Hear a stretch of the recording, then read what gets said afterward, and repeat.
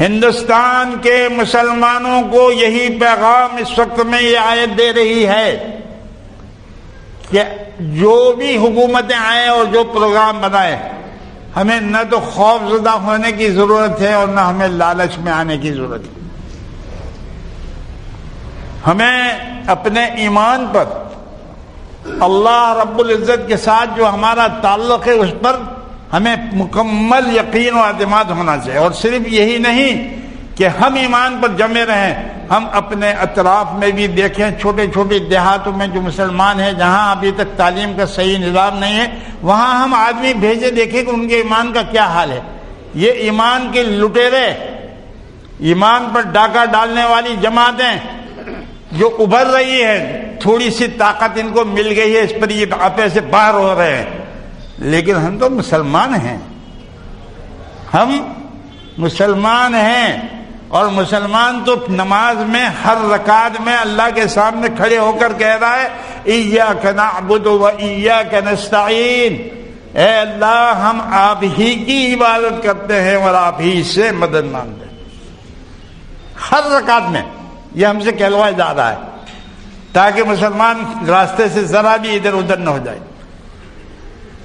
ممبری نہ ملے، پارلیمنٹ کی نہ ملے، تجارت میں ہمیں گھاٹا ہونے دو، ہمارے مال اور اموال پر ڈاکہ ڈالنے دو، لیکن ایمان اپنا نہیں کھونا ہے۔ اللہ ہم کو ایمان پر ثابت قدم رکھے اور ہماری موت ایمان پر آئے۔ اللہم ثبتنا علی الایمان وثبتنا علی الاسلام، اللہم لقنا حجت الایمان عند الممات۔ یہ دعا کرو روزانہ، اے اللہ انتقال کے وقت میں ہمیں ایمان کی دلیل ہمارے زبان سے ہو۔ اس لیے کہ جو آدمی انتقال کے وقت میں اپنی زبان سے کہہ دیتا ہے ایک مرتبہ، اللہ کی گواہی دیتا ہے کہ خدا کے سوا کوئی معبود نہیں، اس کے لیے جنت کا راستہ کھلا ہوا ہے۔ من کان آخر کلامہ لا الہ الا اللہ دخل الجنہ، هذا هو الحدیث۔ یہ رسول اللہ صلی اللہ علیہ وسلم کا جملہ ہے، آپ کے فرمودی بات فرمودہ ہے۔ آپ نے فرمایا کہ جو آدمی آخری کلام اس کا لا الہ الا اللہ ہے، جنت میں داخل ہو جائے گا۔ اسی لیے بڑے بڑے بزرگان دین اس کی دعا کرتے تھے کہ اللہ ہمارا خاتمہ ایمان پر ہو، ہم چاہے جتنی نمازیں پڑھیں، تلاوت کرتے رہیں، ہم جماعتوں میں جائیں، لیکن ہمیں اندیشہ رکھنا چاہیے کہ اللہ بہتر جانے کہ ہمارا آخری وقت کیا ہو۔ فرید الدین عطار رحمۃ اللہ علیہ کتنے بڑے بزرگ تھے، تاریخ میں لکھا ہے کہ اللہ تعالیٰ نے ان کو بڑا اونچا مقام عطا فرمایا، بڑے اولیاء اللہ الکاملین میں سے تھے، لیکن جب وہ دعا مانگتے ہیں اللہ تعالیٰ سے اپنی مناجات میں، بادشاہ جرم مارا درگزار ماں گنہگار تو آمرزگار، اس میں آخر میں کہتے ہیں اندر آدم قصبدن جان امبری از جہاں بانور ایمان امبری، اے اللہ جس وقت میں تو مجھے دنیا سے میری جان کو لے جائے ایمان کے نور کے ساتھ لے جا۔ فرید الدین عطار جیسا اتنا بڑا ولی، وہ اللہ سے روزانہ مناجات ہے ان کی کتاب میں، پندرامہ جو مدرسوں میں پڑھائی جاتی ہے اس میں یہ مناجات ہے، بادشاہ جو میں مارا درگزار ماں گنہگار میں تو آمرزگار۔ یہ پوری ایک نظم ہے، بچوں کو پوری یاد کرانی چاہیے۔ اس کے اخیر میں یہ ہے اندر آدم قصبدن جانم بری از جہاں۔ سعدی کتنے بڑے عالم تھے، شیخ سعدی پوری دنیا جانتی ہے، ان کی کتابوں کا انگلش میں، فرینچ میں، جرمنی میں ترجمے ہوئے ہیں، گلستان بلوچستان کے، دنیا کی مختلف زبانوں میں گلستان بلوچستان کے ترجمے۔ وہ اتنا بڑا فاضل آدمی، اتنا بڑا عالم، وہ بھی دعا یہی مانگ رہا ہے، خدایا بحق بنی فاطمہ، خدایا بحق بنی فاطمہ کے بقول ایمان کنم خاتمہ، اے اللہ حضرت فاطمہ رضی اللہ تعالی عنہا کی اولاد کے وسیلے سے مانگ لو۔ دیکھو حضرت امام حسن امام حسین کو وسیلہ پکڑ رہا ہے سعدی، وہ کہتا ہے خدایا بحق بنی فاطمہ کہ برقول ایمان کنم خاتمہ، کہ اللہ میرا ایمان پر میرا خاتمہ۔ میرے دوستو ہم لوگ دنیا میں پھنسے ہوئے ہیں، ہمارے حالات مسلمانوں کے عجیب و غریب ہیں کہ ان کو تھوڑی سی دنیا کی کوئی لالچ دے دیتا ہے تو پلٹ کر ادھر چلے جاتے ہیں۔ یہ بڑی خسارے کی بات ہے.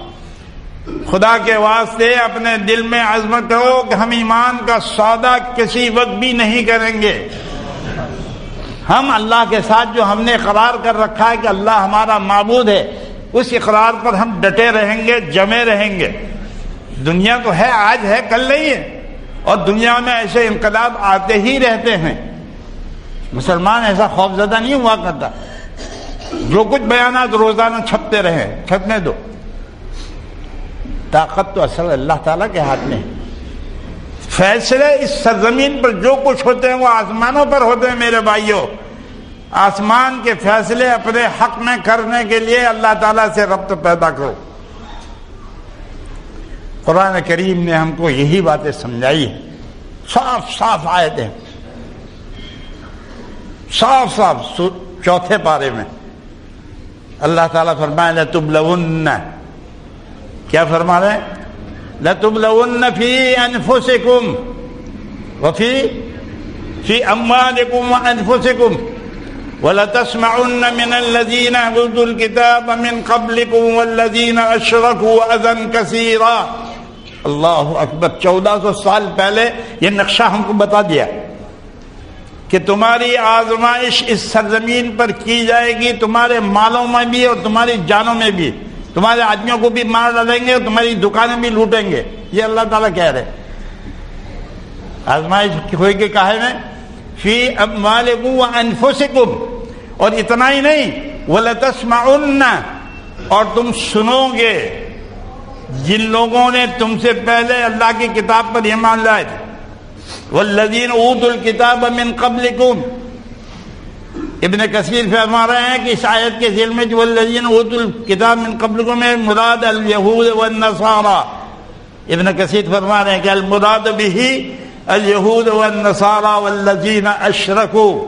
اور وہ لوگ جو شرک میں مبتلا ہے، یہ تینوں پارٹیاں تم کو سخت تکلیفیں دیتی رہیں گی. لَتَسْمَعُنَّ مِنْهُمْ أَذًى كَثِيرًا. تھوڑی بھی نہیں، قرآن کہہ رہا ہے بہت تکلیف دیں گے.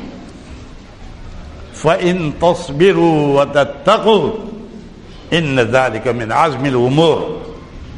صاف صاف اللہ تعالیٰ نے کہا. آئینے کی طرف ہمارے لیے باتیں رکھ دی اللہ تعالیٰ نے. اگر تم جمے رہو گے اپنے مذہب پر، اپنے عقیدوں پر، تصبرو، ڈٹے رہو گے اور اللہ سے ڈرتے رہو گے اور تقوی اختیار کرو گے، یہ بڑی پختگی کی بات ہے. ان ذالک من عزم الامور. قومیں کسی عقیدے کو پکڑتی ہے اور پکڑنے کے بعد ڈٹتی ہے اس کے اوپر، پھر اللہ تعالیٰ اس کو اوپر لے جاتے ہیں. امت اسلامیہ کی آزمائش 1400 سال میں ایک مرتبہ نہیں، بہت مرتبہ. 100 بار کر چکا ہے تو امتحان ہمارا. علامہ اقبال کہتے ہیں 100 بار کر چکا ہے تو امتحان ہمارا. آج کی بات نہیں ہے. ابھی پرسوں میں ایک رسالہ پڑھ رہا تھا، اس میں تھا کہ امریکہ نے دھمکی دی تھی طارق عزیز کو، عراق کے وزیر خارجہ کو، کہ اگر ہماری بات نہیں مانو گے ہم اتنی بمباری کریں گے کہ تم پتھر کے یوگ میں چلے جاؤ گے. جیسے پاکستان کو مشرف کو کہا تھا، وہی بات طارق عزیز کو بھی انہوں نے کہی.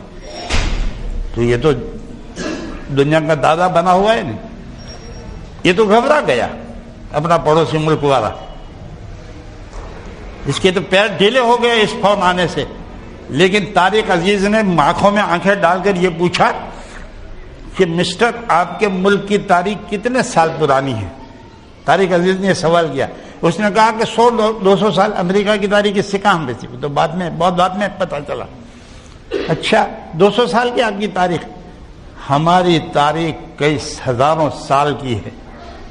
ہم نے تاریخ میں بہت آزمائشیں دیکھی ہے. ہم برباد ہوئے ہیں پھر زندہ ہوئے ہیں، ہم برباد ہوئے ہیں پھر زندہ ہوئے ہیں. ایک مرتبہ اور برباد ہوں گے، اس سے ہم گھبراتے نہیں، پھر ہم زندہ ہوں گے. یہ جواب دیا تھا. یہ ابھی میں نے پرسوں پڑھا. اور میرا ادب ہے نا، وہ ادب ہے، اس کے دل میں ایمان کی چنگاری ہے. جس کے دل میں ایمان کی چنگاری ہوتی ہے وہ ایسے لوگوں سے نہیں ڈرا کرتے. وہ چاہے اخباروں میں اعلان کر دے کہ 2021 میں ہندوستان میں ایک بھی مسلمان نہیں رہے گا، تمہارے بابا کا ملک ہے کہ ایک بھی مسلمان نہیں. باتیں کرتے ایسے اللہ تعالی ہمارے ساتھ ہے، اللہ معنا، اللہ تعالی ہماری حفاظت کرنے والے ہیں، لیکن ہم اپنے ایمان کو پکڑیں اور صرف اپنے ایمان کی فکر کر کے یہاں صورت میں نہ بیٹھے رہیں۔ ہم دیکھیں کہ دور دراز علاقوں میں، دیہاتوں میں جو مسلمان ہیں، ان کی یہاں تعلیم کا نظام ہے کہ نہیں؟ ان کے بچے کلمہ پڑھ رہے ہیں کہ نہیں پڑھ رہے؟ ان کے بچوں کو صحیح قرآن شریف پڑھنے کی عادت ہے نہیں؟ جانا چاہیے۔ مسلمان کا فرض ہے کہ وہ اپنے اطراف میں دیکھے کہ کیا، اس لیے کہ حالات ایسے ہیں کہ ہم غافل ہو کر نہیں بیٹھ سکتے۔ ہم اپنی دکانوں میں بیٹھ کر، ہم اپنے پنکھوں کے نیچے ہوا کھا کر اگر ان غریب مسلمانوں کو چھوڑ دیں گے تو قیامت کے دن ہماری گردن ناپی جائے گی۔ اس لیے میرے سورت کے دوستو، اللہ کی نعمت کی قدر کرو اور کوشش کرو پورے ضلع کے اندر جماعتیں انفرادی طور پر کوشش کر کے ایک چھوٹی بستی بھی ایسی نہیں ہونی چاہیے کہ جہاں مکتب نہ ہو اور جہاں کلمہ لا الہ الا اللہ نہ سکھلایا جائے۔